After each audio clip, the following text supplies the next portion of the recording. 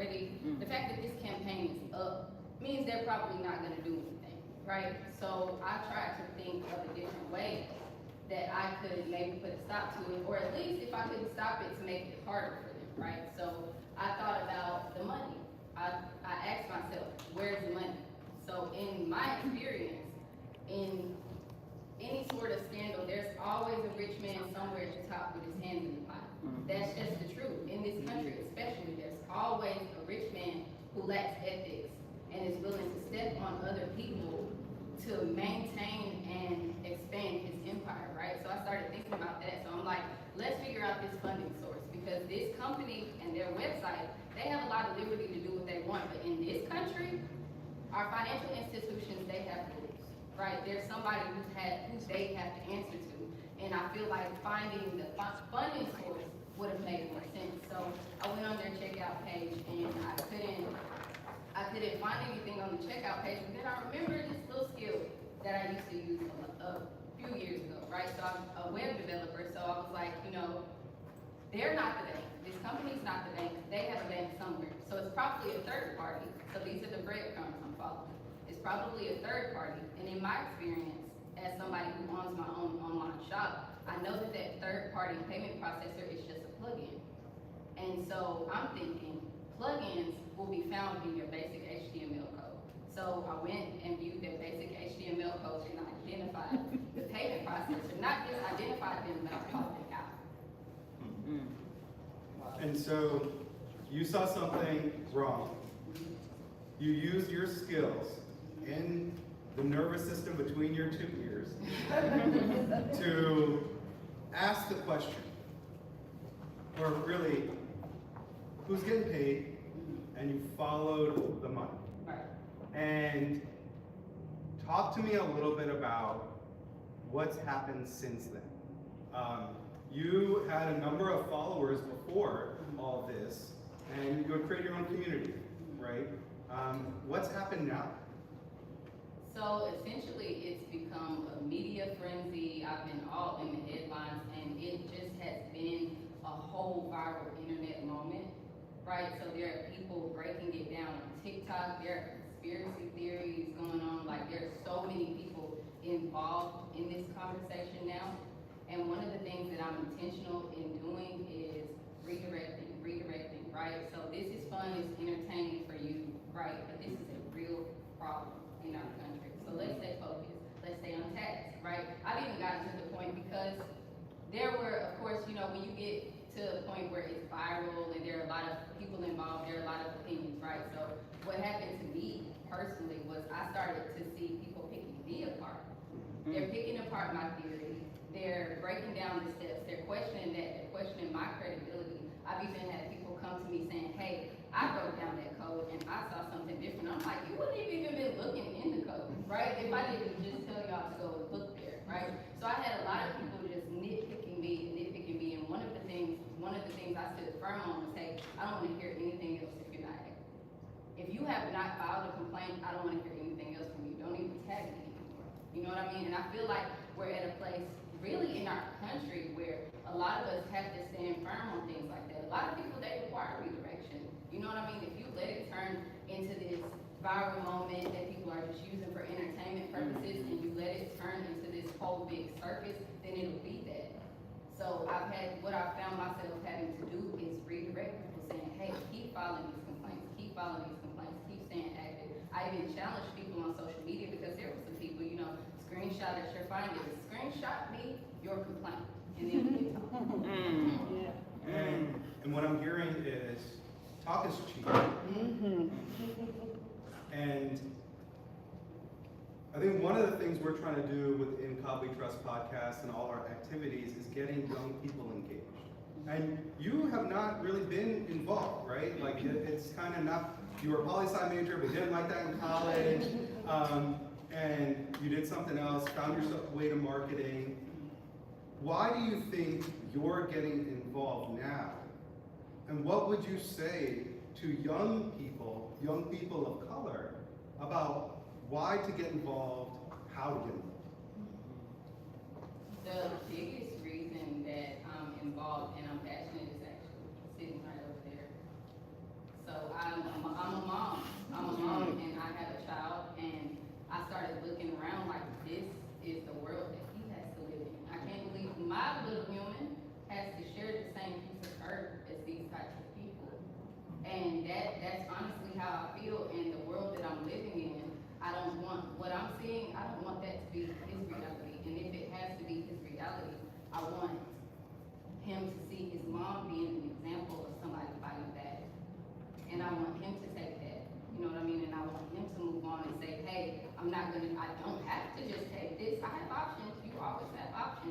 and you always have the option to fight back. So that's one of the things I would especially tell to young people, because I've had a lot of young people reaching out to me now, and a lot of people, not just young, of all ages, they're reaching out to me and they're like, I was so defeated.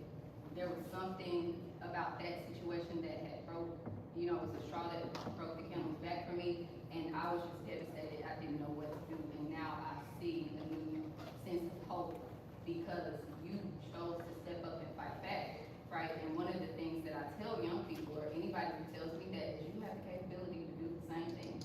You know what I mean? Don't accept defeat. Don't accept defeat. The thing about me that I think took the internet by storm was not that I'm this tech genius, because I'm not. Not that I'm this hacker, because I'm not. I'm a regular person who decided to do something. Each and every one of us, everybody has something unique and useful about you. There's nobody in this world that does not have something unique and valuable. So it's finding those things, those unique, valuable things, and choosing to do something with them. Choosing to fight back if it's the case like this, or just overall choosing to do something good. I think that's so beautifully said. If you guys have questions, please, this is now the time to gather a question. If you write it down, if you don't mind, and Tani will collect it. And as Tani's collecting it, what you're saying reminds me of what I studied in, I think it was like the 7th grade maybe, or even before that, was the American Revolution. And the start of the American Revolution. And if anybody knows, the shot heard around the world was at Lexington and Concord. And I think about that because those were regular people. Those were regular people that said, no, you're not gonna jack our guns. You know, and it is the regular people that need to rise up in this country and take it back. Because one thing that I hear is my vote doesn't matter. I said that. You said that. I said that. Yeah, so when you mentioned me being from Alabama, I'm from very rural, very red Alabama, right? So just my entire life and my adult life, most of my young adult life, I said that. What does it matter? I'm in Alabama, and I would never vote for them. So what does it matter? I used to say that until I saw people changing things, until I saw things start to flip.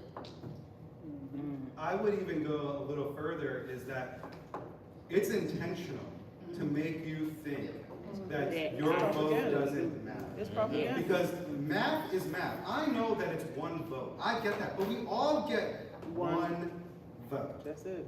And it is the collective action that gets us to where we need to go. But if they've convinced you, and they, the white supremacists, let's just call it for what it is, they've convinced you that your vote doesn't matter, they win. And never let them win. And so let's take this question. Can you read my handwriting? We'll find out. You know, I usually have the worst handwriting in the room. You know. Older people, mostly white, are seen at protests and town halls. How to get young people of color involved, or how do people of color feel about this? Do you want to take that question? I have thoughts. Okay. So I appreciate this question. I really do, because I know that it's coming from a sincere place of curiosity. It's coming from a place of care. I'm going to say some things, it may be uncomfortable to hear. We are in this position because we have a white people problem. Okay? We have a white supremacist problem. And I hear that you want to feel as though we're all in it together. And we all are in it together. But people of color don't feel safe coming out. Okay? That's the answer. I mean, it's valid. Go ahead. I'm No, okay. it's okay. I'm okay with it. I'm okay with it. No, that's the answer, is that they don't feel safe. They don't feel safe. It's not just about protesting. I can say a lot of people of color, I can speak from, because I won't even say people of color, I'll speak directly from the point of view of a Black woman. A lot of us, not just we don't feel safe protesting, we don't feel safe in spaces in general. Does that make sense? Like we don't feel, I'm not gonna say like I don't feel safe around all Black people, No, but I feel like I'm having a hard time trusting you. And that's me being transparent. It's not that I won't come be around you. It's not that I won't engage, but I believe when it hits the fan, I don't know that I believe that our white allies will support us like that. And that's me. That's how I feel. And I know a lot of black women specifically are feeling like that and feeling like being tired. And a lot of it is not you. It's not you. It's not anybody in this room. It's not specific white people, and definitely not people who are trying to make a difference. I think that one thing to be considered is I know that when we start protesting and when we start being out in the streets, when we get mad, that's when there's bloodshed. And that's the reality. The statistics will show you that. You can see pictures, videos of the protest, and the only one being carted away is the black person with a huge sea of white people behind them, right? So I think that message has been sent very clearly to us that the minute we get out in those streets, our blood will be shed. And so when we talk protesting and we talk being active, that's one of the things that I'm proud about. What I'm doing now is because I have found a way for us to resist safely. From the comfort of my own home, I'm taking down corporations, I'm disrupting systems, we're affecting stock, and I didn't leave my bed. I did that in And it's not to say, I think, also that we're not going to come out, but it's not our time to lead. You know, we tried, right? Like Kamala tried. That was heartbreaking on so many levels. And part of my job in the hospital is to tell people when they're dying. I have to look at them in their face and say, you are dying. The old America has died. We want a new America. We want a new birth of freedom. And we're going to get there. I truly believe that because all the organizing that we've been doing. But you're not going to see us at the protest the same way. But I really, honestly, thank you for the question. Because it needed to be asked, and it needed to be addressed. Thank you. And so we're going to move on. Thank you so much. A hand for Kiandria.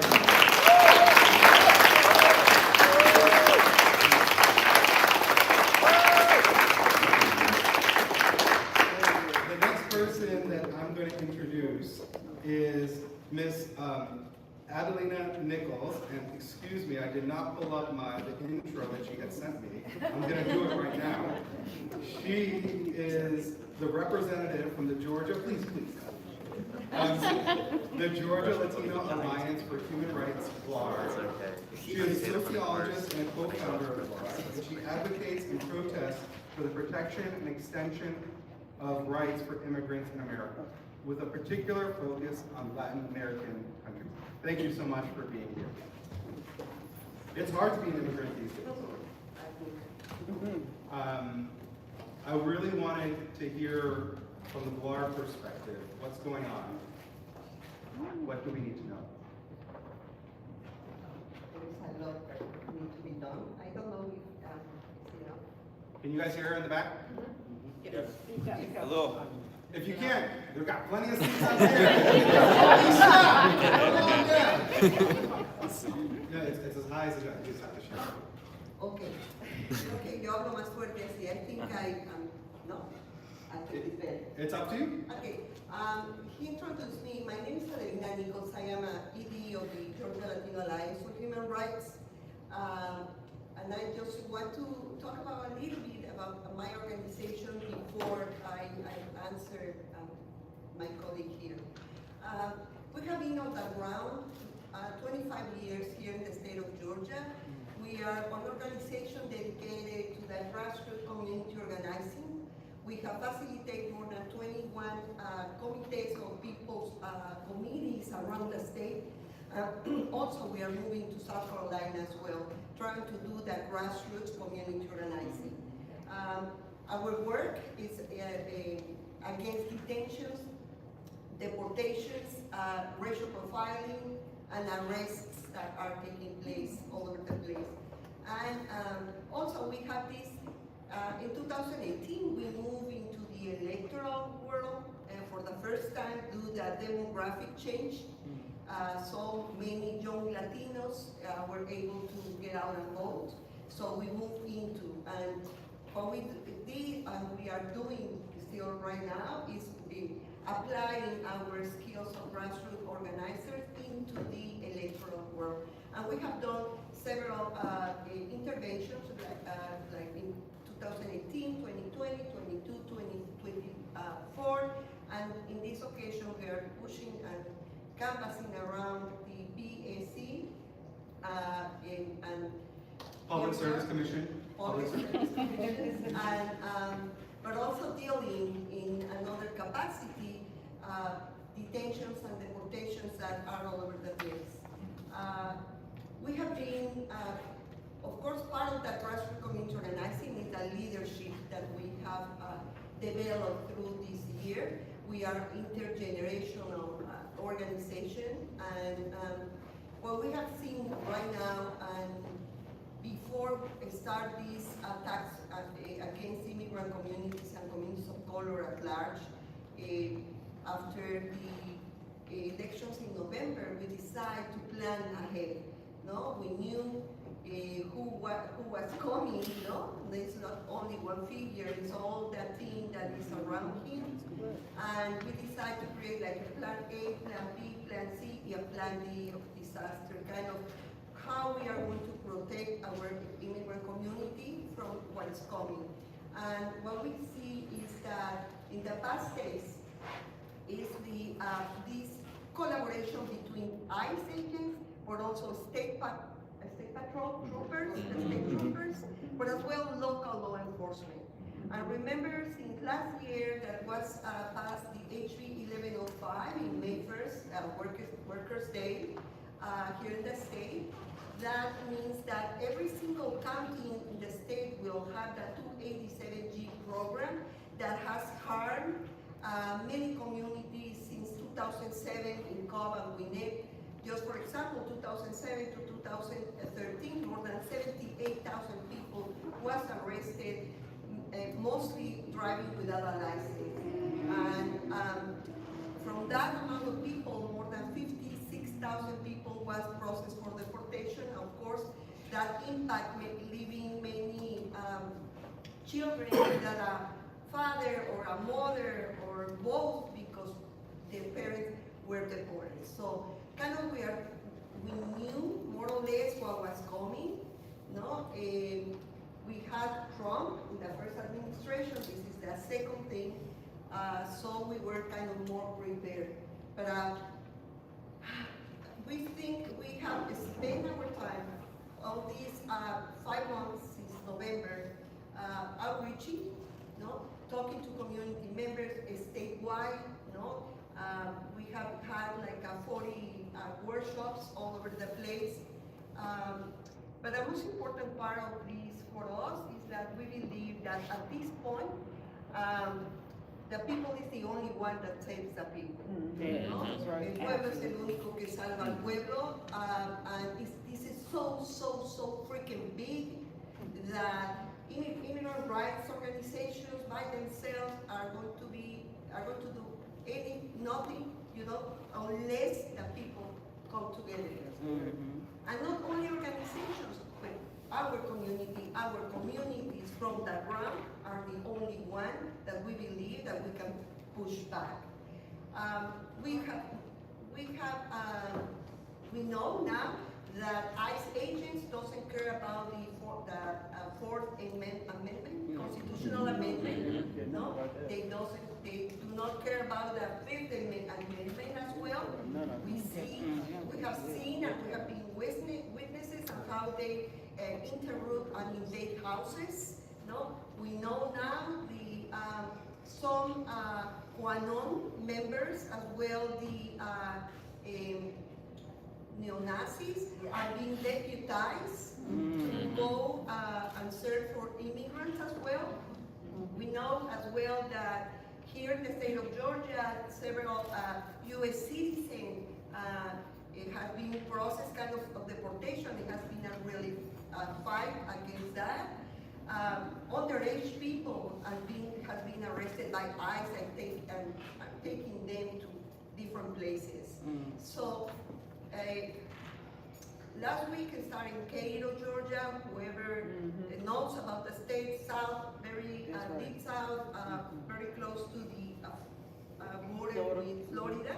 They start this process of eyes showing up in different places, locations. And this was last week. And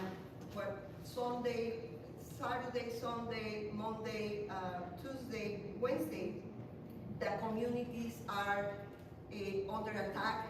I'm talking about Moultrie, Adel, Tifton, GALEO, Valdosta. No? The troopers, along with ICE and local law enforcement. And to be really, really honest, it's like, and I don't know if I should answer the same question. Please,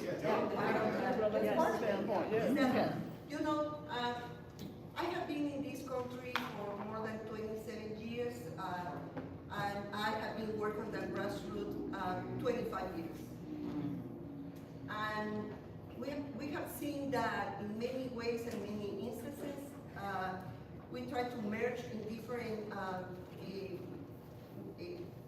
rallies or attacks into Black communities as well, no? As communities of color merging together. But we don't see that white community supporting immigrants or other fights that minority groups we have on the streets. You know, I think it's a white problem, yes, but that is everybody's problem. You know, because it's affecting all of us. But that's the part that I hope at the end of this, you guys continue defending communities of color that are under attack. No? And I hope that you guys, white communities, show up to the end of this struggle. No? And what we see is for the first time, white communities are being attacked as well. No? For the first time.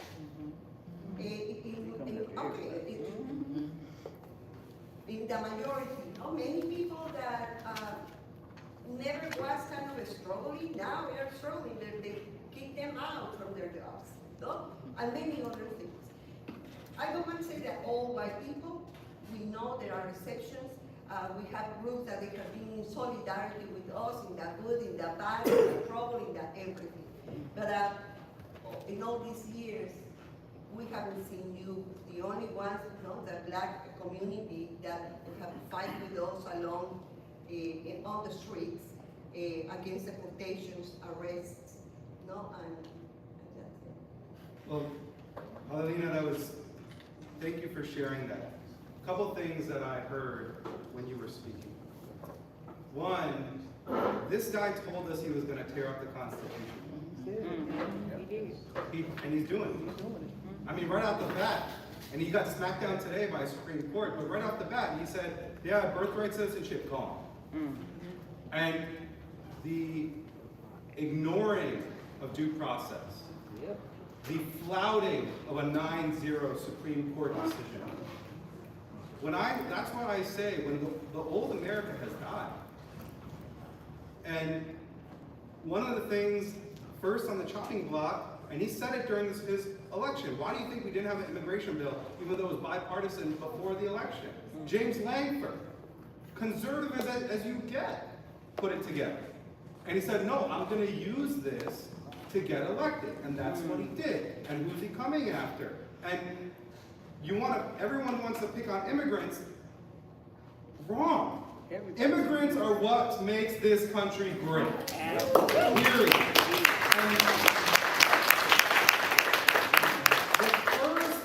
Illegal immigrants were called the Pilgrims.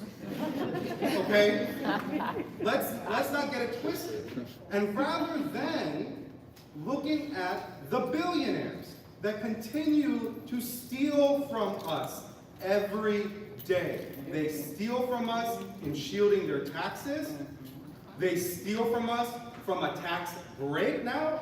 They steal from us by putting us into debt. They don't pay their fair share. And who do they come after? The most vulnerable community. And let me also get on my soapbox a little bit here. Everybody, when I talk to people or Trumpers have the audacity to open their mouth, they say illegal or legal.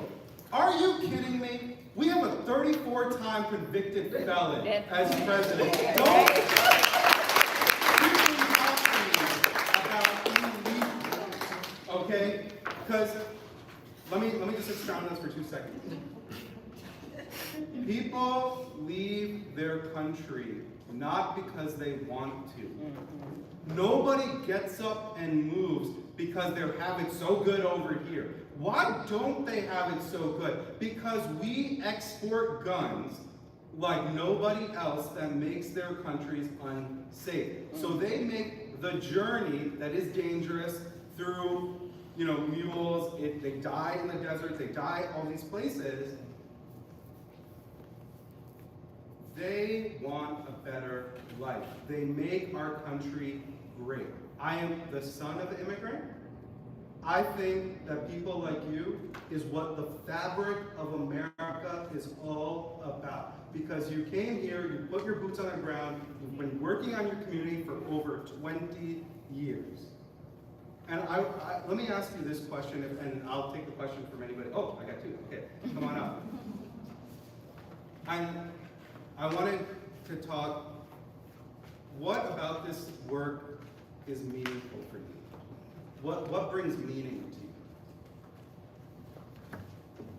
you? Many years ago, I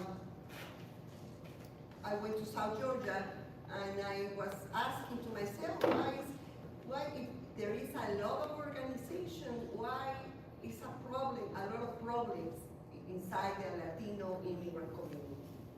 And that was kind of the little right that I received, is like, I need to go there. And first I was the lady of the driver's license. We had a huge campaign. We collect more than 50,000 signatures to request driver's license for undocumented. I'm talking about 2001, 2002, 3, 4. Later on, I continued this work. But I have seen perhaps our community do not know how to speak English. Perhaps our community, they don't have enough money sometimes to make ends meet.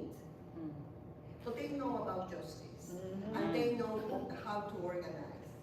No? And I have seen how now many of our community members are fighting against the police, against ICE raids, and that's the bet.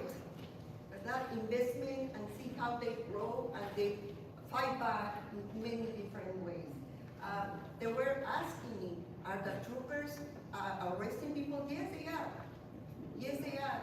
And the only thing that I have seen is working is the grassroots organizing, that we see the networks, people, we are asking community members, if you see something, say something. Okay. And I have more than 4,000 people in the network, in different counties, talking about if they see the police, if they see ICE, if they see whatever is going on, and they are protecting themselves and the community as well. And that's part of the bit. It brings me joy, because I am part of that. I am from Mexico City. Mexico City, a Mexicana, that I didn't know exactly how things work here. And I know what is the feeling to be lonely, and I know what is the feeling of I don't know how to do it because I don't speak English, or because this is so freaking new to me. And I, based on that feeling, to help, thinking of my community, and at the same time trying to educate about other communities in Georgia is part of the work that we do. Okay, we have time for one question. You get to pick. Okay, so I'm not playing favorites. Okay? Okay, perfect. Do you have any thoughts or ideas on why so many Latinos go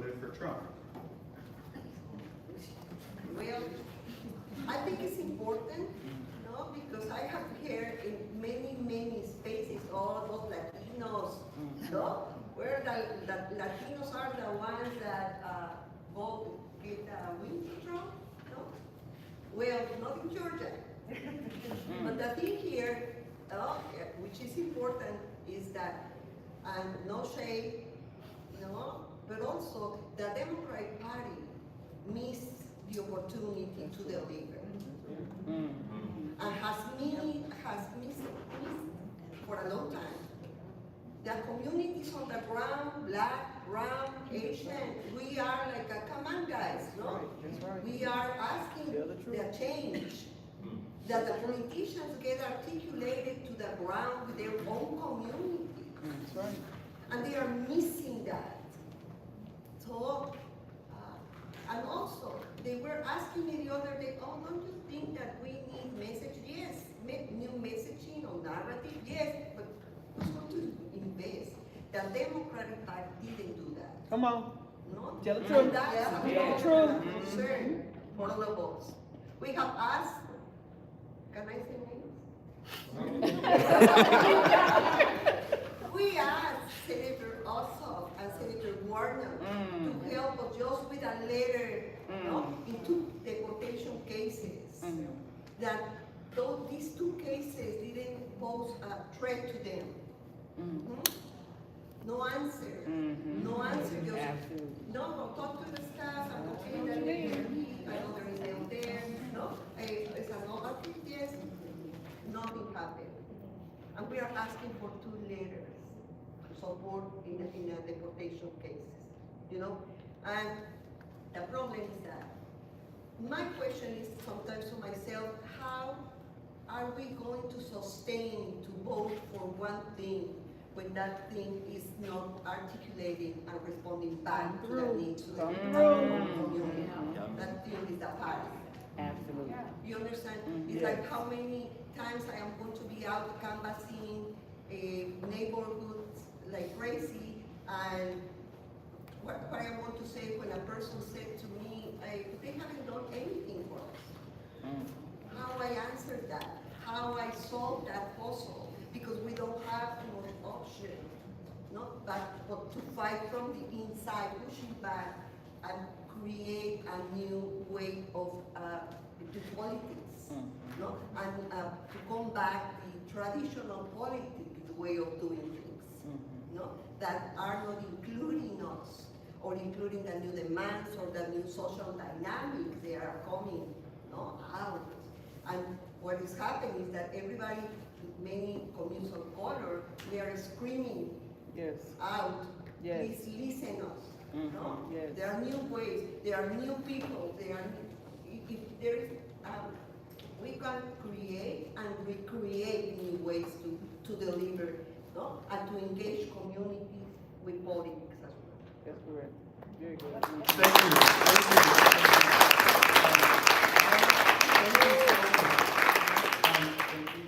While I have Kyle Gomez from the GALEO Impact Fund come up, we'll have you kind of switch positions. Thank you so much. I'm not, again, I'm only speaking for me, okay? Because I find myself in the principal's office from time to time. But I have been part of conversations in Cobb County specifically, where it's like, well, why don't we try to go to down Powder Springs? Or why don't we go to that area by Callaway? And it's like, well, they don't vote, right? And it's this like self-defeating narrative that happens. And it's like, well, why should we care about them? And why should we spend our time, energy, effort to try to get out people who aren't traditionally going to vote? But the question is never asked, well, why aren't they voting for us? And what I hear from you, Adelina, is a feeling of abandonment. It's like, yo, we showed up for you, now represent us, and it's like crickets. And Kyle, I don't have an intro for you. So I'm gonna have to have you intro yourself, but you are with the GALEO Impact Fund. Tell us about that. Yes, my name is Kyle Gomez. I work for GALEO, GALEO Impact Fund. GALEO is our C3 nonpartisan organization, and GALEO Impact Fund is our C4 organization, and we can be a little bit more partisan or controversial on that in that capacity here today. I'm our Director of Policy and Advocacy, and so we do a number of things on the Impact Fund. What a great segue. Yeah. From endorsing candidates, coming out and knocking on doors for candidates on their behalf. In the last cycle, we spoke to more than 40,000 voters at their doors here in Georgia, and then we made contact with and called for more than 50,000 voters, Latino voters in the state of Georgia, and because our organizers and our canvassers come from our community, we actually have a very high contact rate when we're knocking on doors. Our contact rate is about 10% higher than what's considered the average, and that's because we're not just having these conversations in an election cycle. We're having these conversations with our community, year round, regardless of if there is an election or what election is happening. And I think that's something that certain parties, political parties, need to learn. Is that our community can't be an afterthought. I won't say which candidate this was, but I remember I was in 2020. I was asked by a statewide campaign to join their Latino. They were starting their Latino Advisory Board, and they had to be on the Latino Advisory Board, and they didn't begin forming a Latino Outreach Advisory Board until their election had gone into a runoff. And so I think that speaks to a problem, is that our community is too often an afterthought. So I think that's an issue. And I think the other thing that has been alluded to a number of times here, the old America is dead, right? And what does that mean? First of all, our democracy hasn't been around for as long as the United States has been, right? We haven't really had a democracy. We haven't had a democracy for 250 years. Really, we've had a democracy for about 60 years, right? Because especially, if your families are from the South, or you know them. And for a lot of our families, even then, even with that expanded access, we haven't necessarily seen the returns that our communities have been told that they would get. And I think it's really frustrating. One, because I think it's time that political parties and candidates learn that saying, that this messaging around, well, we need to, because you're right, Trump did say, made it very clear that he was going to rip up the Constitution, that he wasn't out here to protect and defend our democracy. And why would people vote for that? Well, because the democracy hasn't been working for them, and these same institutions that candidates and political parties are saying that they want to protect and preserve, are the same institutions that held up Jim Crow. The same institutions that have violated the rights of so many people across this country. And it's really frustrating too, because we're seeing the terrible effects and the habits being wrought throughout our communities. And there's a hypocrisy when you have candidates talk about, or officials talking about, well, I support democracy and we support constitutional rights, but that border security bill that you referenced, that Trump did kill, and it did have bipartisan support, but it also would have made it harder for people to obtain asylum.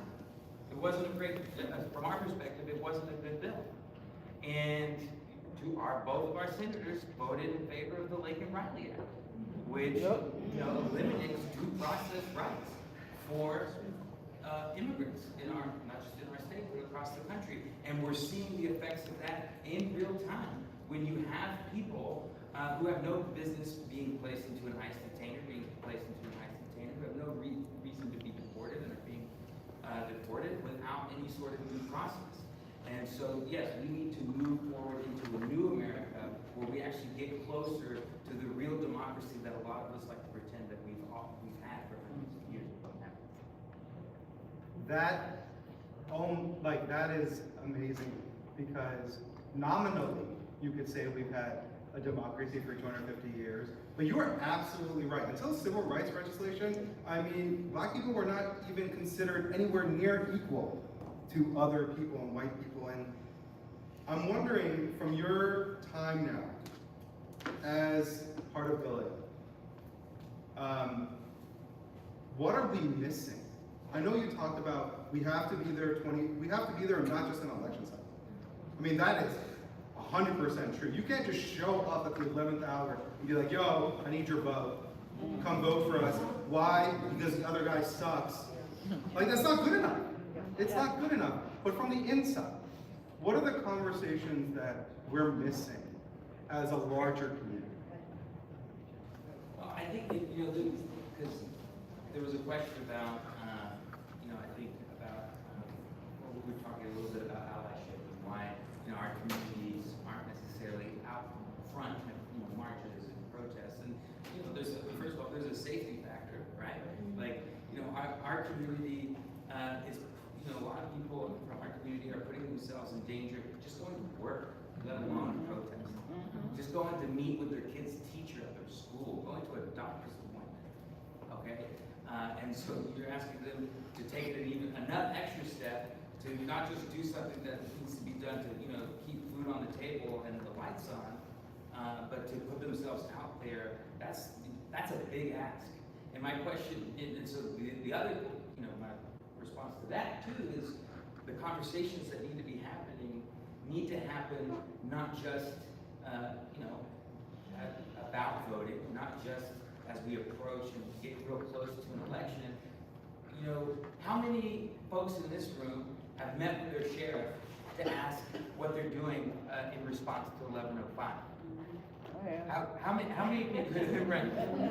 How many people have met, John Albers, who he's a legislator in Cobb County, and he helped spearhead the 1105 and made he wasn't the sponsor because that came from the House side, but he made sure that it was succeeded on the Senate side. How many people, from Cobb County, white people from Cobb County, were putting pressure on John Albers for that? And what kind of punishment has he received for that? None. He's still in office. He's still doing his thing. And on top of that, killed transit expansion while he did it, right? So, there's a power. First of all, legislators, they get tired of seeing my face. I'm a registered lobbyist. I work for, GLAHR. They need to hear from their constituents, and it needs to be, constituents from every demographic, and it needs to not just be during session, but during session, absolutely, you need to hear. You need to be talking to your state legislators. You need to be talking to your sheriff. You need to be talking to your county commissioners and your city council folks, because we're seeing that the damage that's being done is happening at the local level, because local law enforcement, state law enforcement is cooperating with the federal government, which has no respect for constitutional rights, and has no respect for our community. I think, you're talking about the power that immigrants bring to this country. We, the Latino community, we are 10% of our state's population. We are the foundation of just about every major industry in the state of Georgia. So even if you might not necessarily feel that it's in your self-interest to be advocating for our community, for undocumented folks, I'm here to tell you that it is in your self-interest, because you're gonna, people love to talk about how Georgia's the #1 state to do business in, which, that's debatable. But it's certainly not going to be the #1 state to do business. And if your poultry plants are empty, if there's no one working on your construction sites, building your homes, and if there's no one working in your manufacturing facilities. So if you really do want cost of goods to go down rather than up, you need to be advocating for everyone in the Latino community, everyone in the immigrant community, year-round, with all of your issues. All right, you got one question. Okay. Oh, we can try to put it back. Okay, go for it. Okay.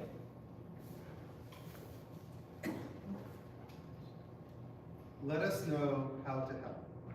Share how to show up for the Latino community.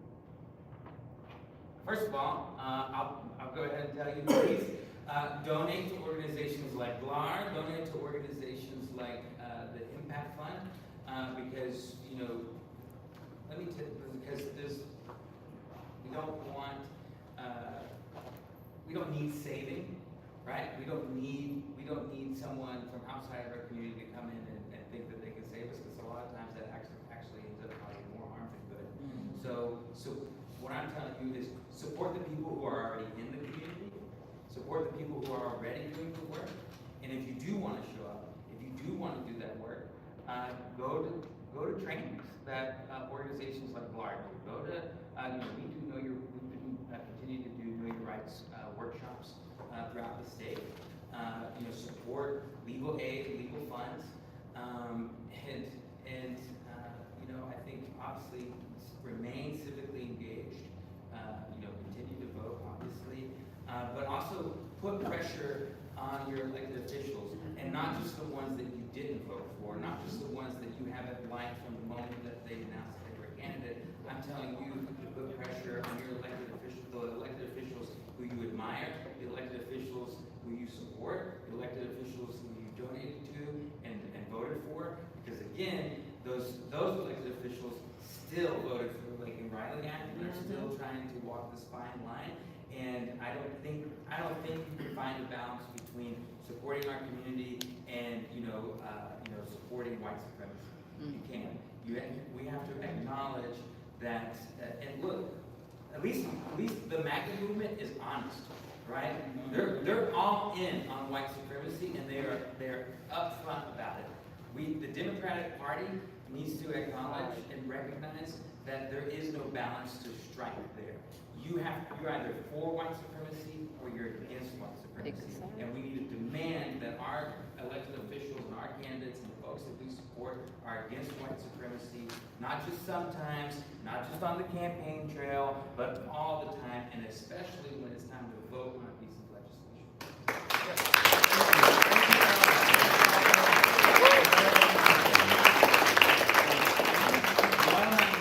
Yes, Dr. Monica Brown from the College Democracy Center, who I met just a few months ago when we were getting ready for our Marietta municipal races.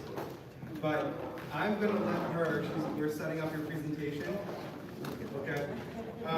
While they're doing that, let me say that I think what you're hearing, what can happen when you're listening to all this, is I'm only one person. I cannot do it all. That is a normal reaction. I don't need you to do it all. I don't want you to do it all. I need you to do something, and I need you to stick with it for the next 40 to 50 years. That's what we need, is that when you're asking to show up, pick something you're good at. Ask yourself internally when you look in the mirror, what do I bring to the table? What am I good at? And how can I help the cause? And do that. I don't show up to every protest, but I do a lot of back-end organizing, and that's good enough for me, right? We need to be able to do this in the long term. And so without further ado, my friend, Dr. Brown. Good afternoon. So I represent the County Democracy Center, and we are a grassroots organizing group on the ground 365. That's what we do.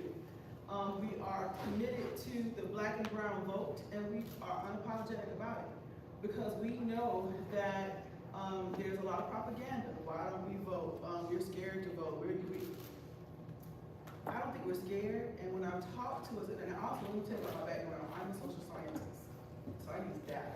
I use a lot of data, and to the point where, and I'm very spiritual. I mean, I believe in the good Lord Jesus Christ, and that's my thing.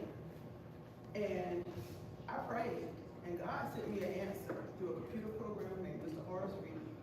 And when I say, y'all, we're getting down with this finding data and connecting legislation to how things roll, it's a beautiful experience. And Horace, I can't say thank you enough.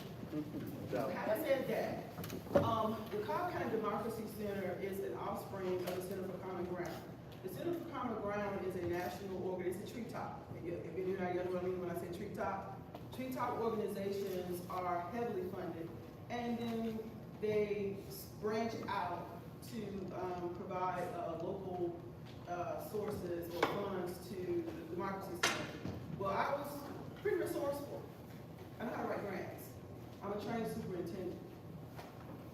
So I know how to run organizations. So when they said that, they were like, well, we're gonna leave you alone and you do your own thing. And they did.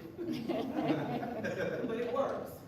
So what we do is, like I said, we're boots on the ground 365 in the election. And it's not just about elections, it's understanding the power behind the elections. There was a question that was asked earlier, and they said, what can we do? What you can do is not just show up to vote, but we need to show up at board meetings. We need to show up at, we have a county commissioner. I don't know how many of y'all live in Cobb. Our chairwoman is putting on a series of policy events right now, and she's discussing the budget in detail. So I would sign up to go. It's your tax dollars hard at work. Sign up to go. So and we have a different infrastructure. When I look at me, I see my chairwoman, I see my DA, I see my county manager, and I see my tax commissioner. And that's pretty cool. But the county can only insulate you so much from what's going on statewide and federally. This past legislative session, I have a couple of interns that when I say I'm a social scientist, I'm academic. So I found a way to infiltrate KSU.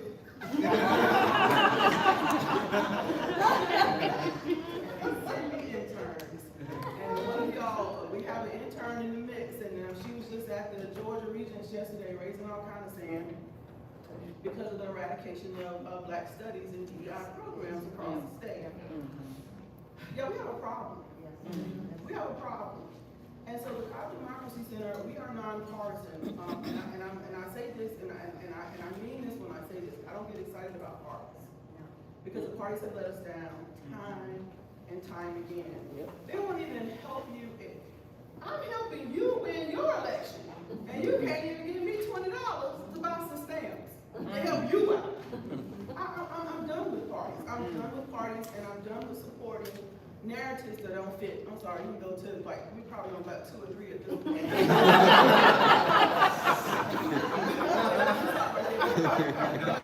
But like I said, the Democracy Center, we do community forums, we organize, we have policy, we teach policy advocacy.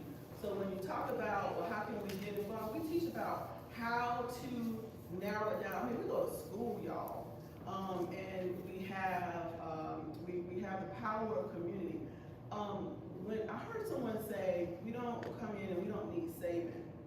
When we started this 3 years ago, there was really nobody that was boots on the ground other than the candidates who were making sure that, hey, there's an election, let me tell you what's at stake.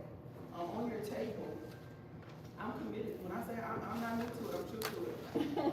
I make sure that y'all have what you need to have to vote. If you want to know why you need to vote, who we need to vote for, I don't even put, look, we got a project with ActiVote. It tells you anything you want to know. If you want to find out if an elected official is aligned with your values, check out ActiVote. It's right on the very back of that. The second page is on page 2 of the 2025 voting guide. How many of you can tell me right now what county commissioner seat you're in? How many of you can tell me who your state representative is?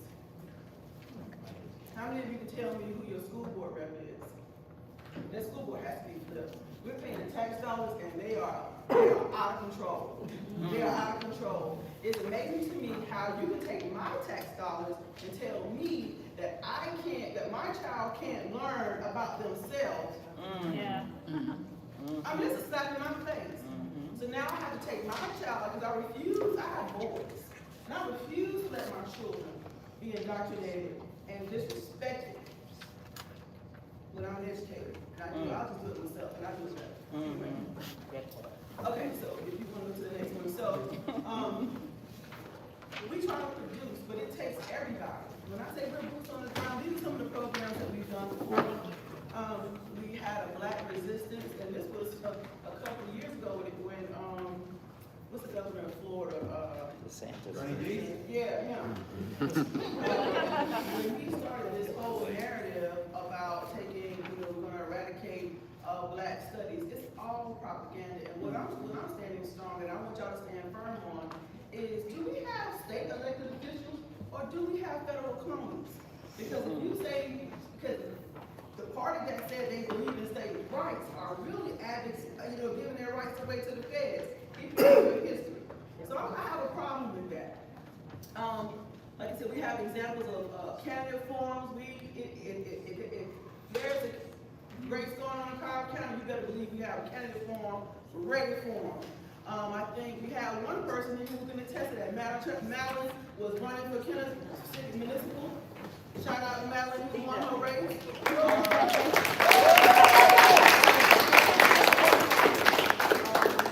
Souls to the polls. We did the Disciples of Democracy. And again, we shouldn't have to ask our legislators to beg them for, please tell us what happened during legislative session. You should come tell us what happened during legislative session. We shouldn't have to ask. I just got system right there. But we also did a called Vote Your Voice. So like I said, I'm a researcher, and so through policy research, we did a little survey of all the people in Cobb. Some of y'all probably took that survey last year. What we found out is that Black people are really concerned, and BIPOCs are really concerned about the economy, who's got health concerns, educational equity, and public safety, and then transportation was like 56. But I say that to say, as a result, we wanted to break down each of those topics and really find the subject matter experts in Georgia who fight for those causes every day to have sessions. We had I think we did 27 sessions the first year, 52 sessions the following year. I had a grant, so I was able to really go wild with that. And then last year, funding kind of dried up, and I had 28 educational sessions. That's a lot of work to put on, and I'm a volunteer. I don't get paid for anything. I do it because I love it. Now my husband's tired of loving it, but So, a little bit about our review. We were able, now one thing about Cobb County Democracy Center, we have systems. I have, and I know a lot of times when you're running for office, a lot of people pay into what they get for van, and they make phone calls. What is van? They don't know what van is. It's a communication outreach system that is supposedly has updated voter files and lists that has all of our voter information in it. So y'all know how you get your phone, how you get those texts, and you're like, how do they find me? They track me down. We're going to find you. If you're serious about it, you want to make sure that you find the people that, because communication is important. Half the people, I would say, out of the 16, 17,000 people who voted, there are almost 375,000 people that could have voted, and only 17,000 turned out in a special election. We have to do better. We have to do better. I work with churches. They offer their vans. We're driving everybody. If you're over 18 and you want to vote and you need a ride, I'm taking you. I just hope that nothing happens on the way. That's what if I jumped in here? You got the mic. I think you bring up a good point, and if anybody has a question, please submit it, and we'll ask Dr. Brown. But one thing that you brought up, and I think it's a real thing that we need to address, right, is that there's a real frustration with the party system. Yes. Right? I think you just have to call a ball, strike a strike. Yes. And The issue then becomes, okay, well, this is a system that we inherited, right? Like nobody decided. And a lot of people will go down, well, we need a third party. And my response to that was, yo, ask Ross Perot. Yeah. Right? Like, he got 15% of the vote, and he still didn't win, right? And so, what does that lead you to the conclusion? One, your option is you could sit it out. That's one option. That's what a lot of people choose. Or two, how do you get involved? And getting involved has different forms. Okay, it could look like getting involved in a group like Indivisible, a group like 5051, a group like the Cobb Democracy Center, a group like GALEO, a group like GLAHR. But what do you do with that? That's where the missing piece is, right? Between the grassroots organizations and the party. But here in Cobb County, I think that we're a different type of Democrat. If you look at the Cobb County Democratic Board, people of color, women, young people, and we are trying a new model going forward. And so I take the identity of the Cobb County Democrat. I'm not a national Democrat, y'all. That's not me. What I am is here. And so, do we have a question? Or I have one? Yeah, Oh, sorry. okay, that's all right. We'll let Monica keep talking. So, to fill that communication gap, we have phone banks that are not connected to a party. Our job is to educate the voter. So we use canvassing to educate the voter. We're not talking about vote for somebody because, I mean, telling somebody to vote for someone, you're not telling them why they need to vote and why that seat is important. That's where the educational component comes in. That's what I think is missing. And I just tell y'all, we can collaborate because I think a lot of times we're on the ground. But I'm gonna just say this, and nobody asked me, but I'm telling you. A lot of times we're dismissed. Yes. Black groups are dismissed. Oh, we can do it better. We have this group over here. We don't want to, you're in charge, so we're not gonna be with that group. And I'm telling you, that is real. And it really is irritating. You can't, like I said, if I'm reaching out to voters to find out what they want, it's because I don't want to create a plan for outreach that doesn't fit the narrative or fit the need. There's nothing worse than somebody coming into your community and telling you what you need, and they've never talked to you. They never spent any time with you. They don't know anything about you, but they're gonna tell you what's best for you. It may not be white supremacist, but it's definitely elitist, and it's not right, and it rubs me the wrong way. And let me ask you this question, if you want. Love that much. Part of the issue with low voter turnout is politicians having constituents lose faith in them.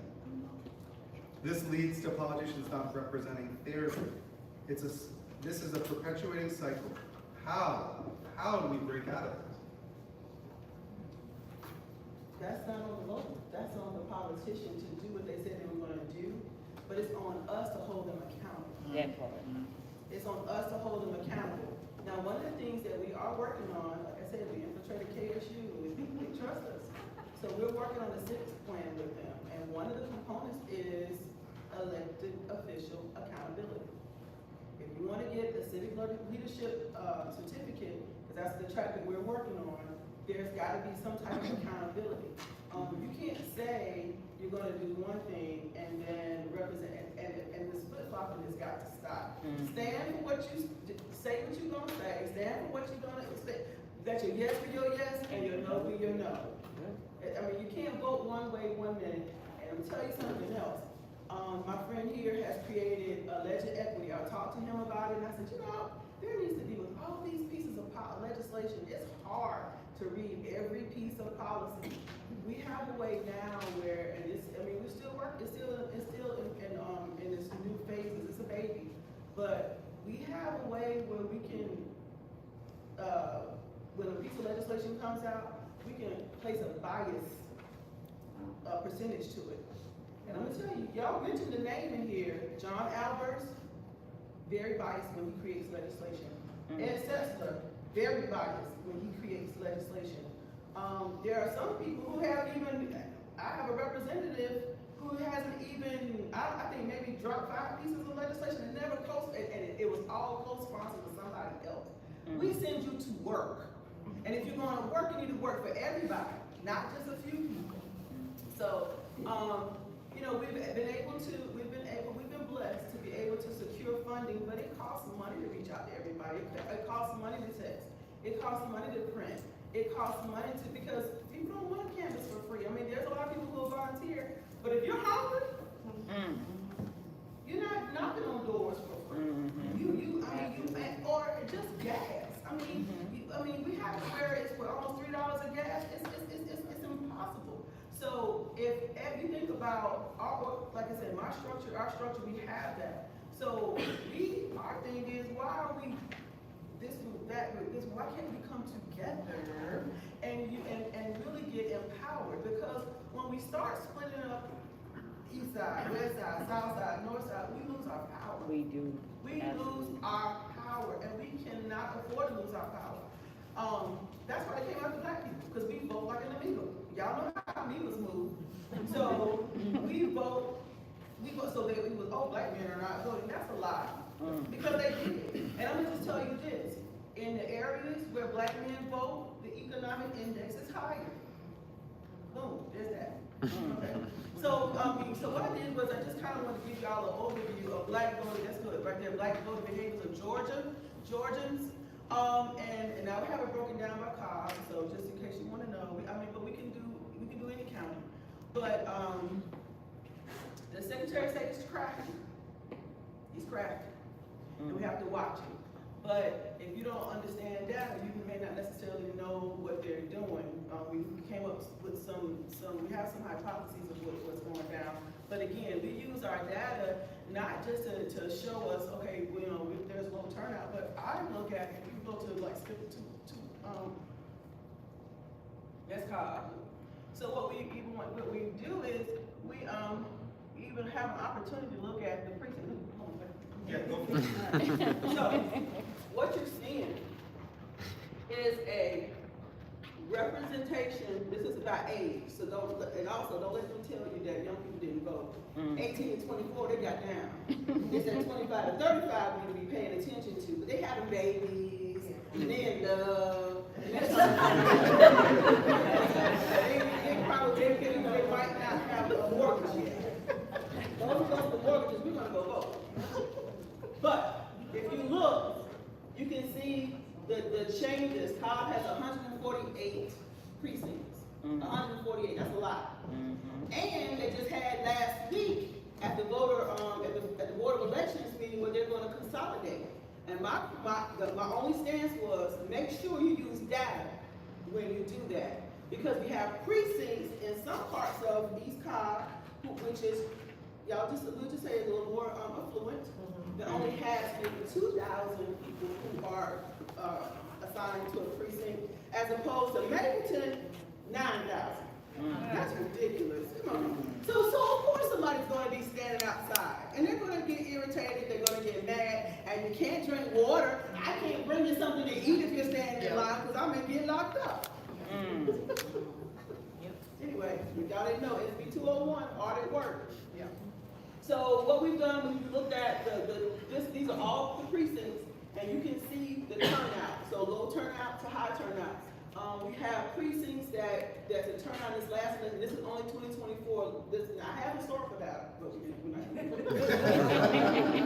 but we can start at either 38% up to 79% turnout. I think 79. I think it's 79%. I don't think we went higher than 79%. College overall has a turnout of 70%. 70%. So we do okay. We do okay.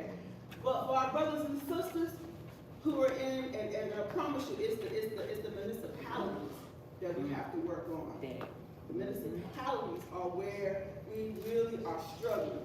So, Democracy Center, we're about boots on the ground, we're about outreach. We move fast, we move hard, and we move underground because I have kids and I have work to do. But I really want for us to embrace one another when it comes to helping one another. Because if it's like, oh, we have this group and this is my plan, and it ain't about you. It's about us. Yeah. And when the I can be we, because I rarely say I. When it becomes we move harder and we move faster because we have to. Last thing we'll leave you with, there's a Georgia Civil Rights Bill Act of 2025 that's on the table. Sonia Halperin and Jasmine Clark has introduced that. If there's nothing else that we do this next legislative session, we can start talking to our legislators now about supporting the Georgia Civil Rights Act of 2025. Georgia is one of 3 states that does not have any protection for race or definitely not gender, but nothing that protects black people, Latino people, nothing. And that's what we need. You want to talk about how we can help? We need help. What the last one. We need y'all to help make these phone calls, write these postcards. I'm gonna tell you why. When we wrote postcards, we had a 5% increase in turnout. 5%. That's significant. That's significant. 5% turnout, and it wasn't that we were using anybody else's numbers. Those were numbers. When we send our information out, we track it. We have certain labels. We know exactly who we send it to because we're not sending. I've never even gotten a card from my own organization. That's okay. It's all right. But for the people that we did, we go back and we try to see, did that person vote? How did they vote? Did they vote early? Did they vote the day of? So we're able to see a lot. But the Democracy Center is more than just GOTV. Like I said, we really get into research. We get into the specifics. We can use some social media savvy. You know, but like I said, but that's where each one reach one. You know, and when I say look, I forgot to even put that up there, but it's each one reach one. And I'm serious about that. We have some friends from Emerson who have been very supportive of us, and thank y'all very much for the work. Mary Miller and Ann Mason, y'all really come through every year for us, and we really appreciate that. And I can't say thank you enough. So, in conclusion, I think it's something when I see other organizations come and they say, oh, this is the lowest performing precinct. Yeah, but what about the voter? What about the voter? There are voters we have, it's a system. There are super voters in every area, and then there's voters who, they just don't show up. They just don't show up. And I've been asking a formula from the SOS about how they purge voters. I'm still waiting on it. Probably waiting on it.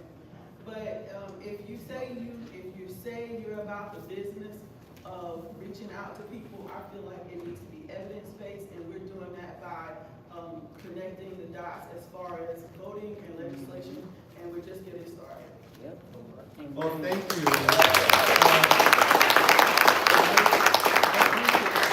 I'm afraid that was our time, because I want to make sure I get... No. Okay. You heard it already. Sean's not going to talk as long. Okay. So, how do we get big money out of politics? Example, Citizens United. Let me kind of answer this, and I want your take on it. I don't think it's going to happen. I honestly don't. I don't think it's going to happen. So, if we take that as true, okay, it's not going to happen.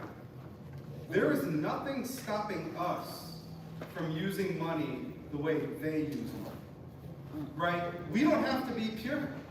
We don't have to, we can get down in the mud. I'll get down in the mud and I will wrestle if you want me to, if that's what it means to save democracy. Because it's, until you get a new Supreme Court, I don't see how it changes. I don't know how you feel about it. And when it comes to money, it's us helping us. The most money that I've ever received was from a black organization, because they say, you know, we see you and we see what you're doing. And I mean, when I say shoestring budget, we work with, I work with we call it Divine Nine organizations that have been historically that have been around for over like 100 What if people don't know what the Divine Nine I is? have to tell you. Divine Nine is fraternities and sororities. There's you have Alpha Kappa, Alpha Phi, Alpha, Delta Sigma Theta, that's me. Alpha Phi, Kappa, Alpha Psi, Phi, and Sigma Gamma Rho. Those are your divine. Oh, there's one more, and I are the foundational organizations that have been committed to public service. Without their help, this past, for the commissioner's race, we were able to work with the students at KSU. They wanted to go to that program. We just want to work with you because you know you're going to feed us. I am. I'm not having money, but if it wasn't for the graduate chapters, we would not have the funding. So it gets tough. It costs to send those postcards in the mail. We do the best we can, but it really costs. So you think about there's 600,000 people in Cobb, voters in Cobb, 300, and I think it's 323 voters of color. Then times 5, what's that? There you go. That's how much we would need per voting cycle just to ensure that we reach out to people. But somebody's getting the money. So to say that it's not, there is money out there, because I see organizations who have been around for a long time, and it's the donations and funding. So if y'all know somebody that big bucks or somebody like that, we need to be tapping on them, and I'm serious. We really need to be making the case of why it is critical for donations to go, because again, gas costs, these electronic systems cost. We have to now pay for voter files, and if you're running for office, I would tell you to please be mindful that if you request a voter file, you may not necessarily get the voter file that you requested, and they're not going to give you a refund.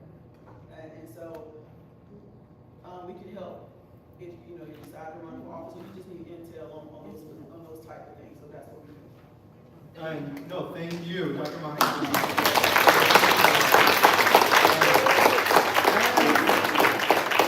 As I introduce our next guest, Brigadier General Shawn Harris, who I know you're going to love this one. He's the one that went against Marjorie Taylor Greene.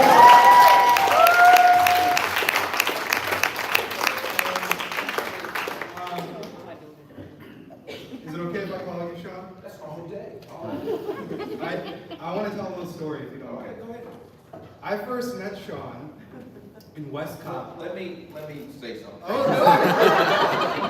Yes, he's a doctor, and yes, he's super smart, but he will never write my speech. Inside thing.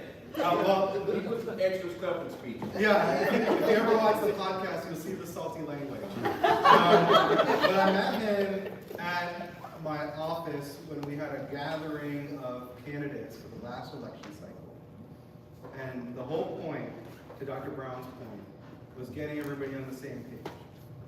And really, it was, y'all, we're all Democrats in this room. Let's not fight with one another. Let's make sure we know who the real opponent, or I call them enemy, is. And then, West Cobb. Shawn was invited to an Islamic center, a discussion, and I ended up attending. We got into a really fun conversation outside. And since then, I've attended events with you, and what's always impressed me about you is that you are willing to say the truth when Democrats don't want to hear it. And I think that's so valuable in this moment. And I want you to talk, obviously, about yourself, but what does it mean to you to potentially go after that seat? Excellent. Well, before I do all of that, is any veterans in the room? Any veterans?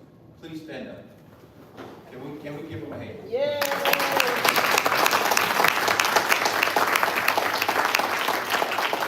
I don't do that for the show. I don't do that for the show. That's real. Because 40 years of my life was actually in the military. Okay? I'm not going to get into what I did or what I didn't do, but I'm still living. I just said that way. So no matter where I'm at, I always want to recognize our veterans, and now I talk about this other stuff. Okay? Before I even talk about this other stuff, I want to say you have some incredible people here tonight. Please give the people that actually came before me a hand.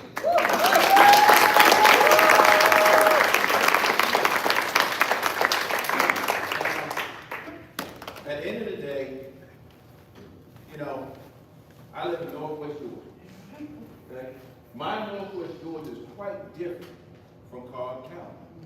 even though I will represent Baltimore County in Congress, because I'm gonna beat Marjorie Taylor Greene.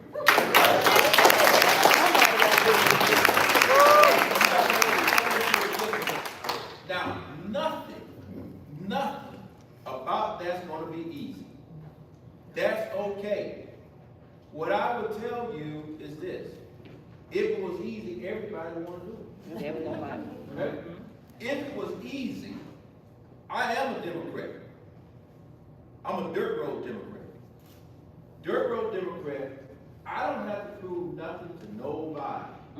My record speaks for me. And a dirt road Democrat will go and talk to anybody. We don't overlook nobody. That's right. Because dirt road Democrats not only have West Card, where you can go to 5,000 different stores, you can got many places to eat, or you can come out to Polk County with me, and we got 3 restaurants and Walmart. Why did I mention Walmart? Because when the Democratic Party tells me we need to protest against Walmart, we need to protest against Tractor Supply. Well, guess what? If you live in the majority of the 14th district, hell, Walmart is our only store.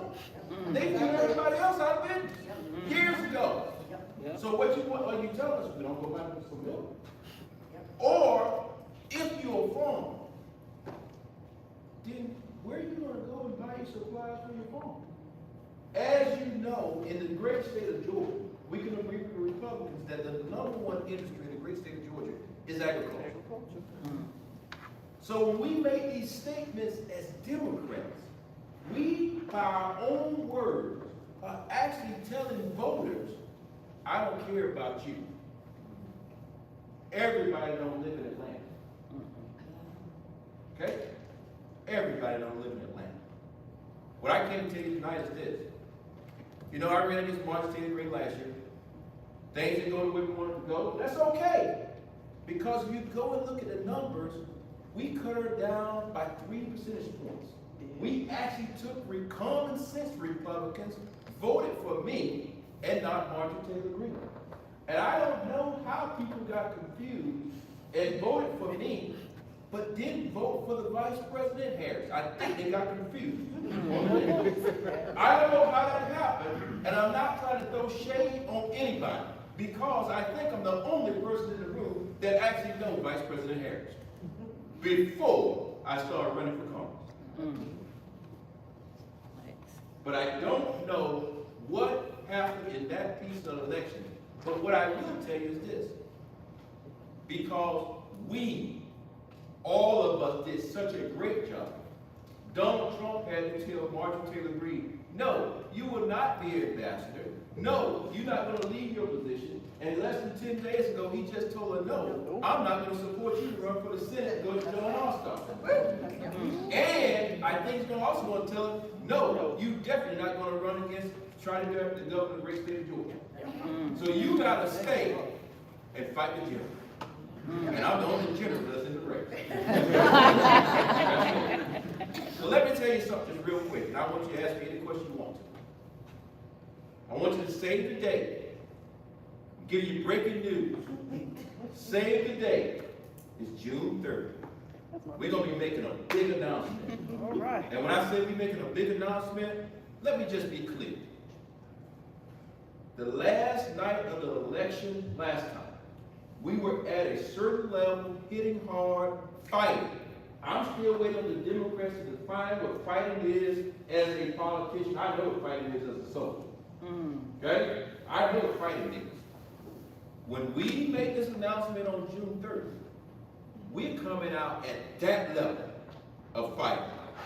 What I'm asking you is to join us, hold me accountable, and the people that actually spoke before me.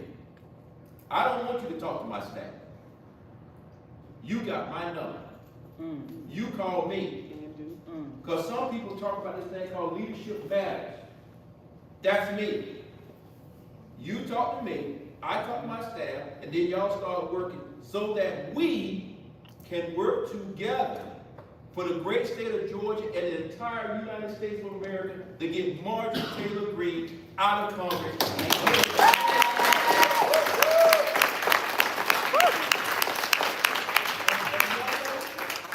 I don't know what you did and how you did it, but in a past life, I would have hired you as a But we got something you can do on the team also. So I just wanted to come here tonight to say this. I'm excited. I got my energy back. Yes, I still raise cows every day. Yes, I walk around in cow manure. Yes, I do.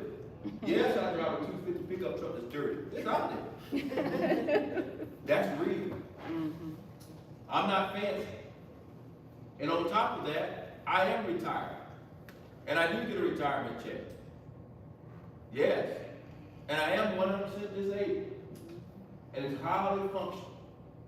So when I talk about the veterans, I ask about the veterans, I take it personal when Marjorie Taylor Greene and others are trying to destroy our VA system. I take it personal. That's right. I take it personal. When the farmers out there working for us every day hard, but we actually have nowhere to sell our products because we done let this tariff thing get us a little sideways.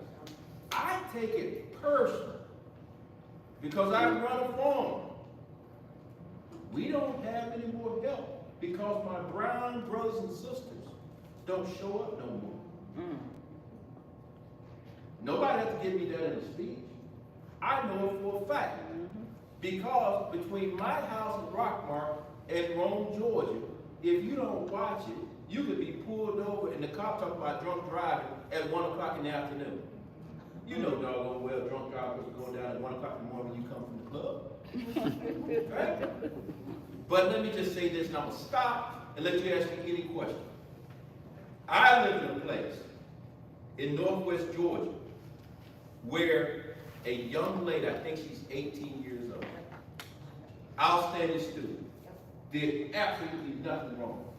Because 1 year ago, I was in Dalton at an event where all the candidates are speaking, and the sheriff that had been the sheriff for 30 plus years stood up and talked about what he wanted to do.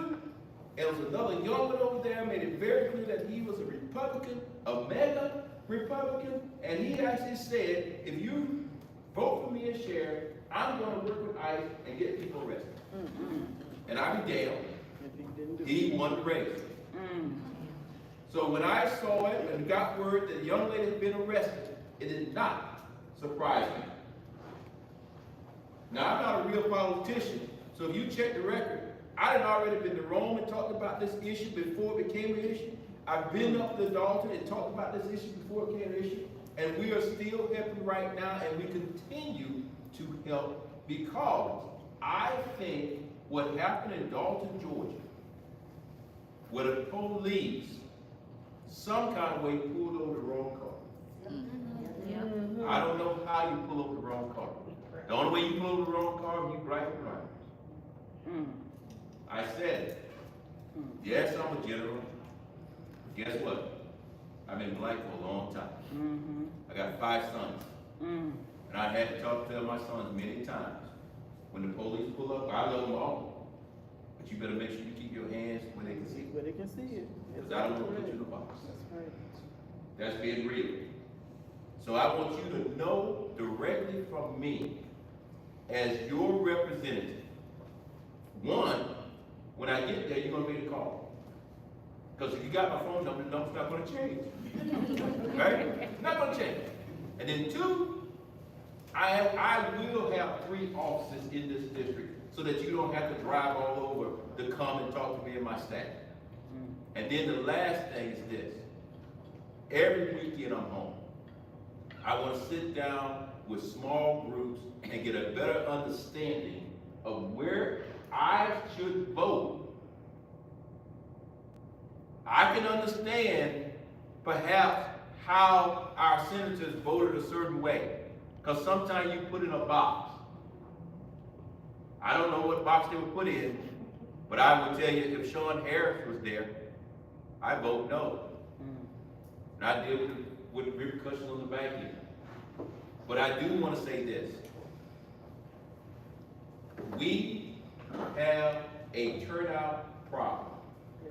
I don't care how you look. I don't care how you love. I don't care how you want to cut it. We got a turnout problem because right here in the 14th, if everybody that's black and brown and our rest of our brothers and sisters will come out and vote, we win every time. Every time. Every time. The numbers are there.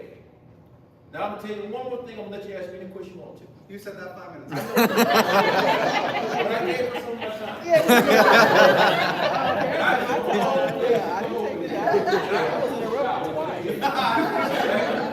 So let me just say this. We talk about volunteers. I love volunteers. But I can't hold volunteers accountable. So I gotta raise a lot of money. A lot. So that I can pay people to go knock on doors, to actually get the data, so that we know when it's time to vote.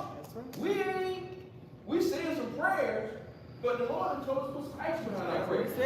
We are going to say, yes, I know where these 100,000 people are at, that we need to vote.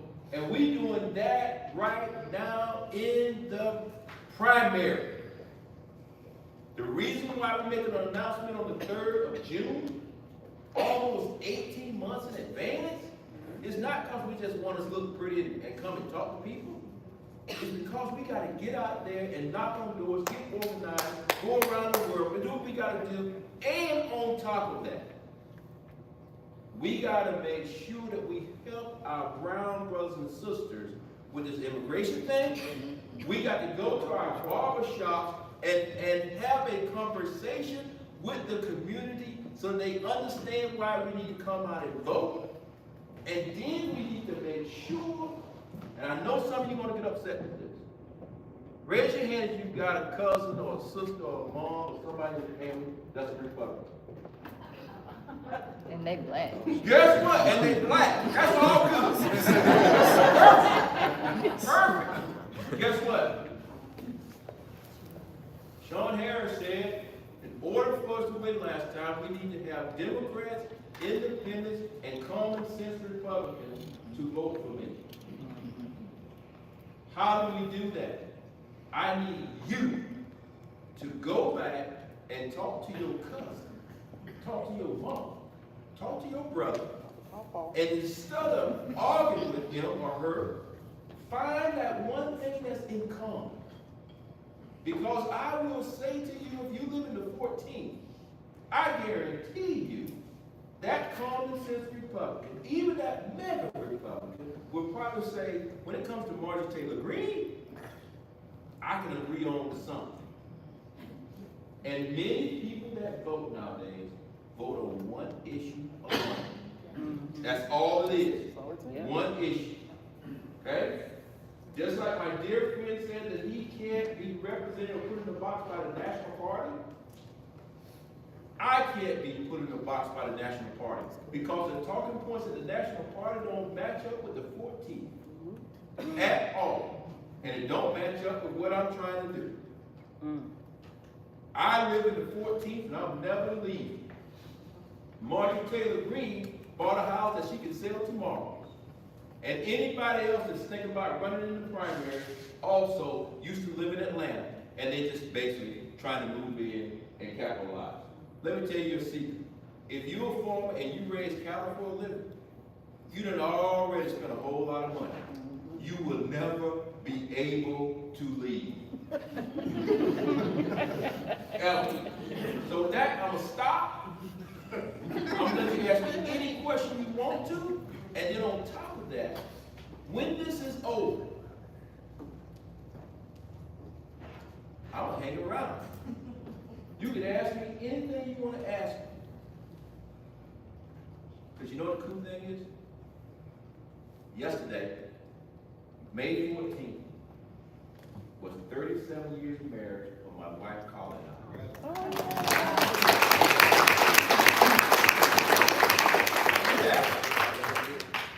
I just want to put say black men don't never stay married and all that kind of stuff. Well, I break all your stereotypes. And I got 5 sons and all of them very successful. Nobody don't be running for jail. So that's not bragging. I think it's important that you put that out there so that when we walk in the barbershops, when we walk in all our different communities, people will say, okay, at least I'm gonna stop and listen for 2 or 3 minutes. I don't want to be the front guy. I want to be the guy that comes beside you and your organization and basically just go in and listen.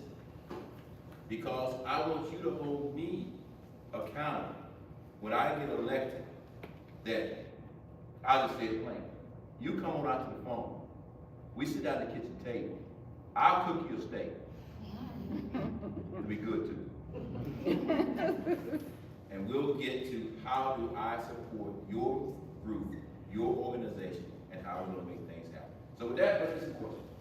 All right, I think we're gonna get some questions, if anybody wouldn't mind bringing it over to me. While that's happening, I think I've been taking some notes while you've been talking. Okay. Couple points. We need to be the party or the representation of working people. That's what I heard from you. A dirt road Democrat. People that actually represent working people.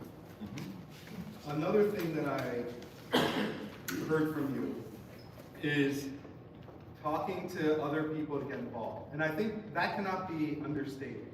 Is that you guys are motivated, the people in this room. You took time out of your Thursday night to drive here and listen. But you are our ambassadors going forward. We can't do this without you.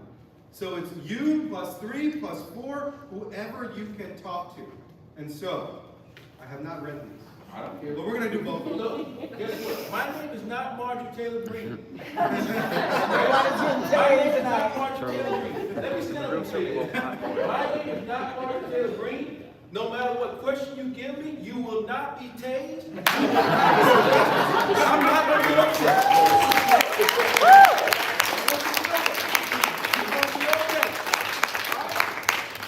Okay, so 2 questions.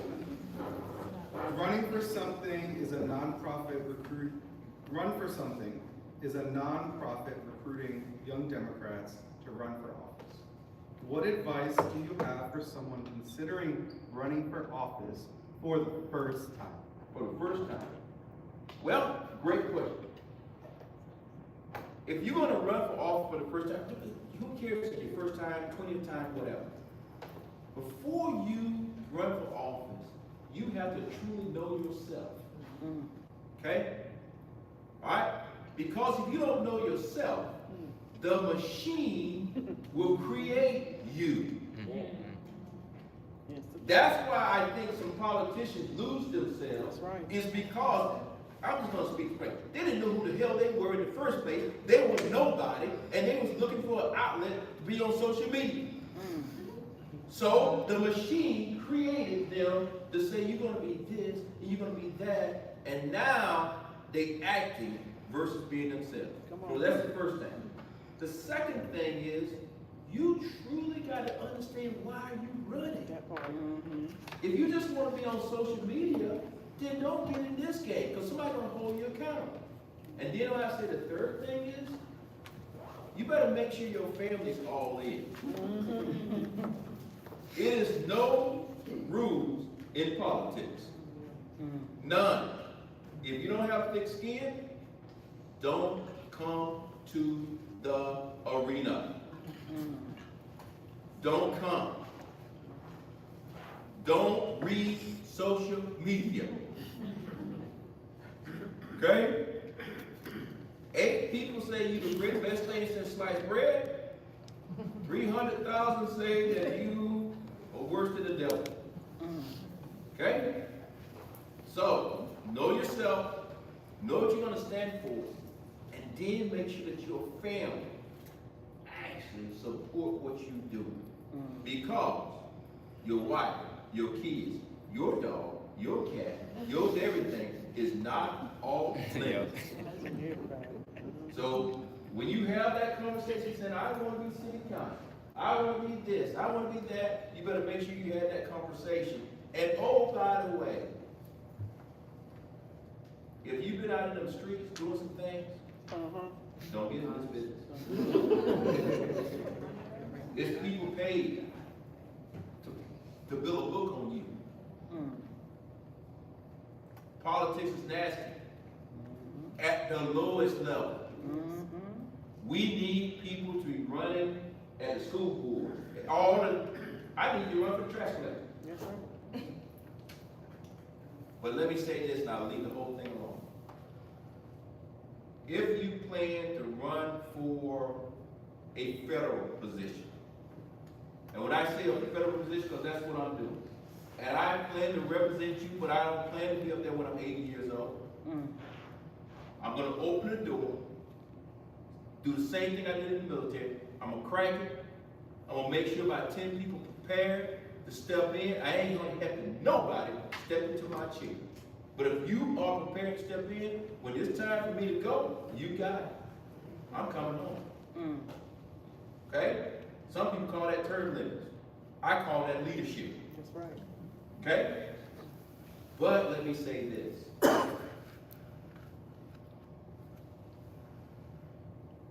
If you're gonna play at the federal level, you better have a real resume.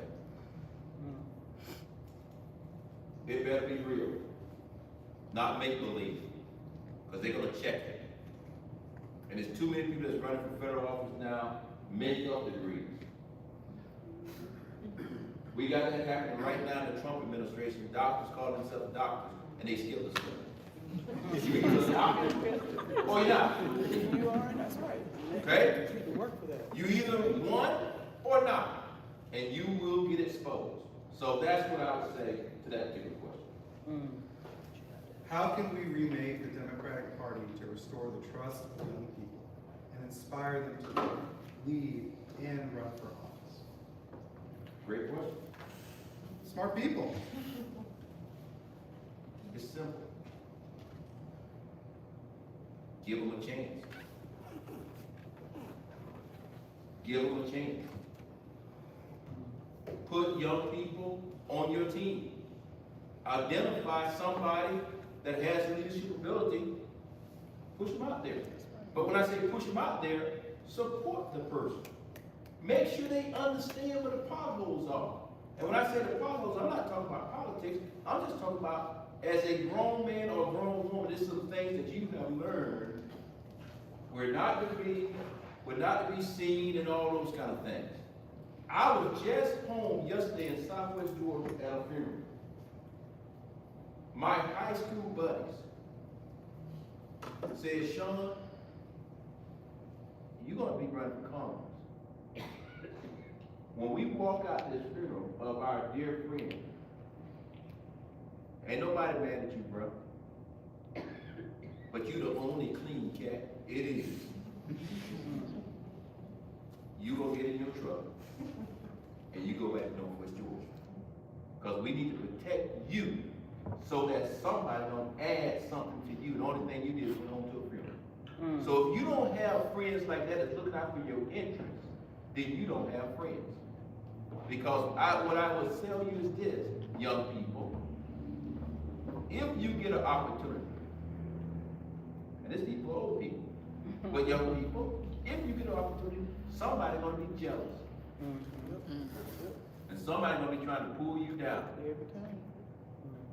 And I'm here to tell you, it's usually not your enemy.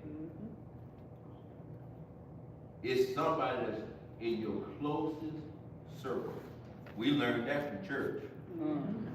Okay? Somebody in your closest circle is the one that's gonna try to pull you down because of jealousy. But when you get there, don't think you all that. Because you know you're really not that smart. You know there's a whole lot of people behind the scenes that helping you get right on the different parts. Make sure that you leave the door open for somebody else. Because if you don't leave the door open for somebody else, then you are part of the problem. The Democratic Party, right now, we have a lot of discussions that we gotta have. Hardcore discussions. I am involved in those conversations, but where I'm at right now, I got enough on my plate to beat Marjorie Taylor Greene. I already have picked the chair. Okay, that was 2 weeks ago. Don't call me back up here to Atlanta for no more meetings. I'm in the sticks. If you wanna come out there, we can talk about it, but I can't come up with all these gallows and get cleaned up and all that. I ain't got 2 shoes. Okay? I'm a dirt road Democrat. Don't take my picture too many times. That's right. Okay? Did everybody catch that? Yes. So we spend too much time dancing, social media, and taking selfies versus working. Ask yourself every day, what have you done to help somebody or move the cause forward? Come on. What have you done? Not what Shawn Harris did. What have you done in your little small community? Because at the end of the day, the vote that comes for me, when my election comes, will not because somebody saw on social media. It will come because you said to a group that I wasn't even around, Shawn Harris is the right guy. He's down to earth. He's easy going. This is his real number. I can call him. He will answer the phone. And they'll say, no, you won't. He didn't do it. And then I answer the phone and they say, oh, that's pretty cool. So I just give you those little nuggets because our party need to find leaders that care more about people than themselves. Come on. Yeah. Come on.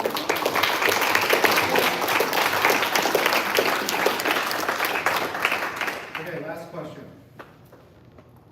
There are a lot of people who see the Republican Party as evil.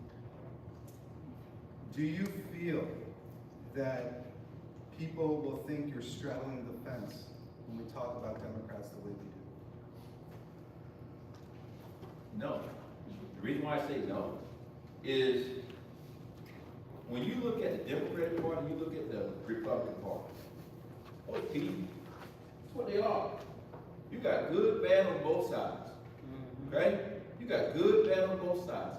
And in our own party, our tent, what I was told, our tent is supposed to be super, super, super big. Okay? If it's so super big, then why are we fighting amongst ourselves? Okay? Now, over to that other party called the Republican Party.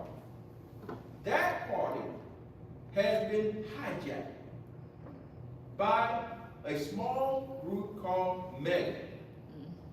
And right now, MEGA is kind of running the show, and common sense Republicans have made the decision, thus this dog has actually caught the car. Does anybody understand when I say this dog has caught the car? If you ever had a dog, if you live in the country, if you got a dog and cars go by, and you tell your damn dog, stop chasing the car. You're gonna get a hit, and this and that, and all those kind of things. Well, guess what? MEGA was that dog. And it chased the car and chased the car, and I'm damn, I don't know how they did it, but they caught it. Now they are driving the car. Common sense Republicans have said, we're gonna let them drive this car and drive it right off a cliff. And they are preparing, just like we are preparing, for a few years out to take their party back over.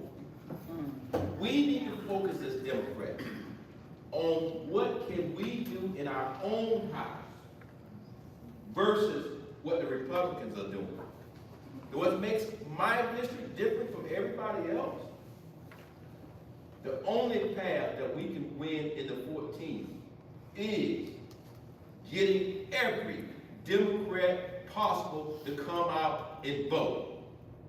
Getting every independent, I don't care if they said he was independent for half a day, every independent come out and vote. And then we have to be bold enough to have the conversation so that we can identify the mega Republican versus the common sense Republican. I'm actually giving you a word, common sense Republican.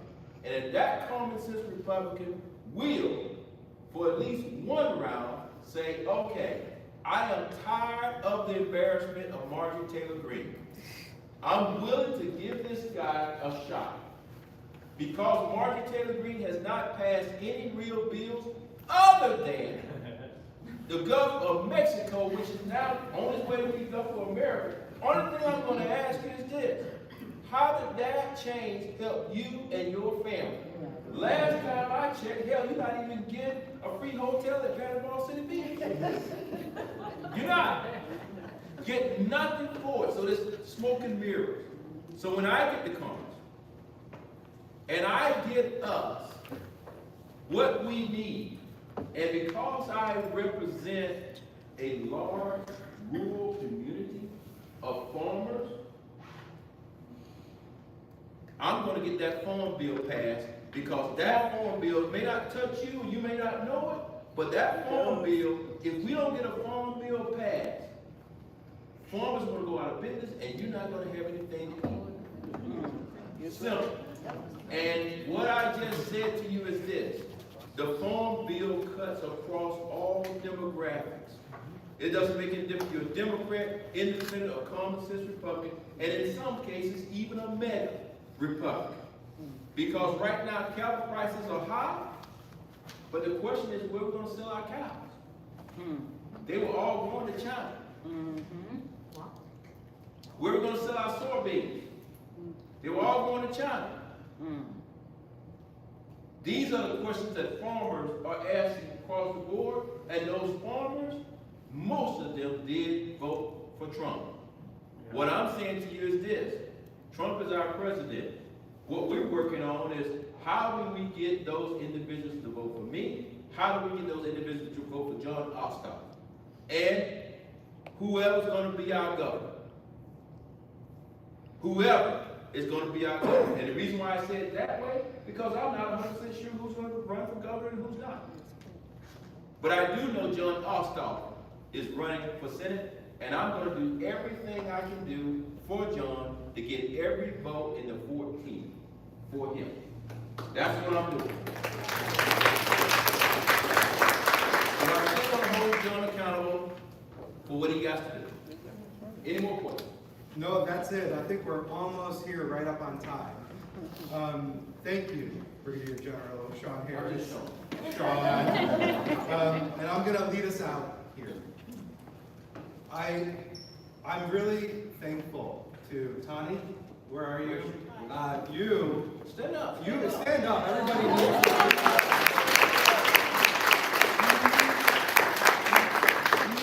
She is an amazing individual. She has used her skill set to the power of collective good. And it should be recognized that Indivisible Acworth is a special organization. You should know that.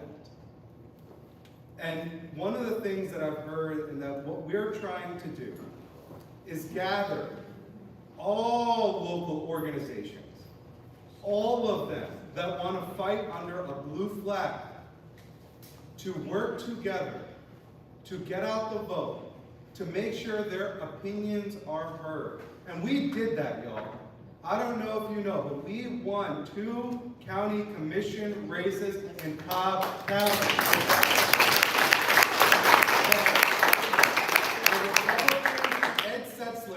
Tried their level best to take back. What we did, we got in a room, we put a plan together, we executed that plan for 6 weeks. It was Indivisible Acworth, Indivisible Cobb, 5051, Blue Ladies of Marietta.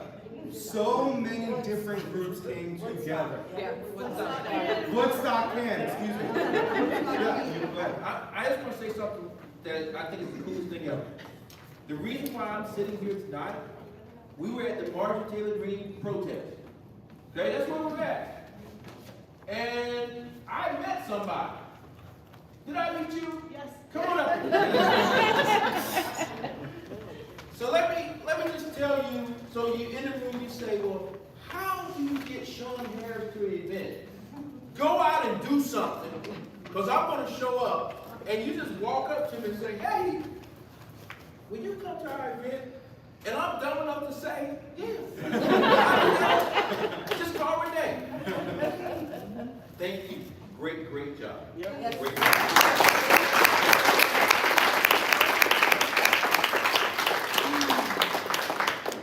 I can't do this without Michelle.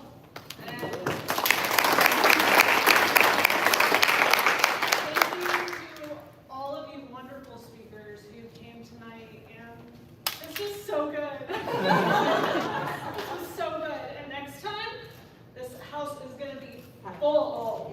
Full. We're gonna keep doing this. We're gonna keep showing up because this is what we have to do to take back our democracy. It's our democracy. It's your democracy. It's your democracy. It's all of our democracy. So keep showing up with me and keep allowing me to elevate your voices and giving you a platform when the world wants to take it away from you.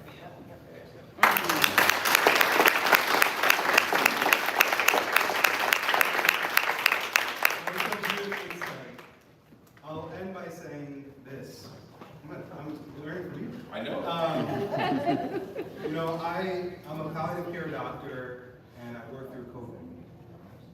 And it was the worst experience of my life. Because, I don't know if you all remember, but you weren't allowed to go in the hospital. And the only time you were allowed to go in the hospital often is when somebody like myself called to the front desk and said, hey, this family's coming because their loved one's dying. We can let them. But there are many times when they couldn't come. They're out of state. Or they just couldn't come. And I had to hold the phone. And I listened to people tell their loved ones they're dying, or their goodbyes. And that changes you, I think. It gives you a different appreciation for life. But what it did also for me was made me really hone in on pursuing meaning.